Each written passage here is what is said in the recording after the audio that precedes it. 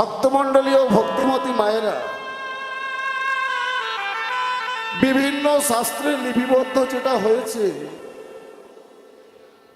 ভগবান বিষ্ণু ভগবান শ্রীহরি নারায়ণের পরম ভক্ত, স্বর্গের দ্বার রক্ষক জয় বিজয় অভিশপ্ত হলেন। আর এই অভিশপ্ত জয় বিজয়কে তাদের অভিশাপ থেকে মুক্ত করার লাগি কথা ছিল সত্য, ত্রেতা, দ্বাপর এই তিন যুগে তিনি স্বর্গের সুখ স্বাচ্ছন্দ্য, স্বর্গের বৈভব ত্যাগ করে, স্বর্গের মায়া ত্যাগ করে পৃথিবীর দুঃখময় ধরাধামে তিনি অবতীর্ণ হবেন। কথা অনুযায়ী সত্য যুগে সেই অভিশপ্ত জয় বিজয় হলেন হিরণ্যাক্ষ, হিরণ্যকশিপু। আর আমার পরম ভগবান সেই হিরণ্যাক্ষ, হিরণ্যকশিপুকে উদ্ধার করার জন্য তিনি প্রথমে বরাহ অবতারে অবতীর্ণ হলেন, আর পরবর্তীতে তিনি নৃসিংহদেব রূপে অবতীর্ণ হলেন।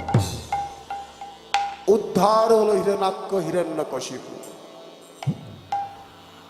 এরপর সত্যযুগের শেষে এলো ত্রেতা যুগ। ত্রেতা যুগে অভিশপ্ত সেই হিরণ্যাক্ষ, হিরণ্যকশিপু, অভিশপ্ত জয় বিজয় ত্রেতা যুগে হলেন রাবণ আর কুম্ভকর্ণ।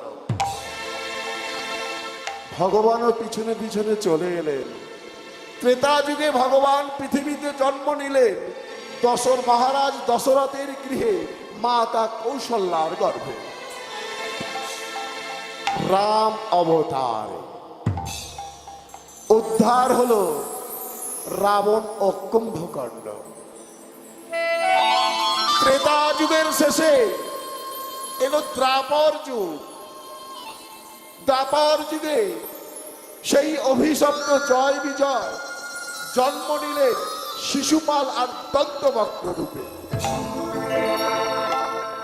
আবার পরম ভগবান, পরম দয়াল ভগবান জন্ম নিলেন কোথায় গো? মামা অত্যাচারী কংসের কারাগারে, দেবকী মায়ের গর্ভে কৃষ্ণ অবতার। লালিত পালিত হলেন মাতা যশোদার কোলে বৃন্দাবনে। আর উদ্ধার হলো শিশুপাল দন্তবক্র। ভক্তমণ্ডলী ও ভক্তিমতী মায়েরা, ও বাবা, তিনবার তো কথা ছিল ভগবানের আপ ডাউন করার পৃথিবীতে। তিনবার ছাড়াও তিনি কলিযুগে আবার কি কারণে আসতে গেলেন? আর যদিও বা আমার ভগবান এলেন কলিযুগে, সবাই বলছে গৌরাঙ্গ রূপে এলেন, তাহলে জন্মান্তরের তার যে লীলা সঙ্গিনী, বিশেষ করে দ্বাপর যুগের লীলা সঙ্গিনী প্রেমের গুরু রাধারানীকে কোথায় রেখে এলেন? শুনুন এক অনবদ্য ভাগবত তত্ত্ব কথা।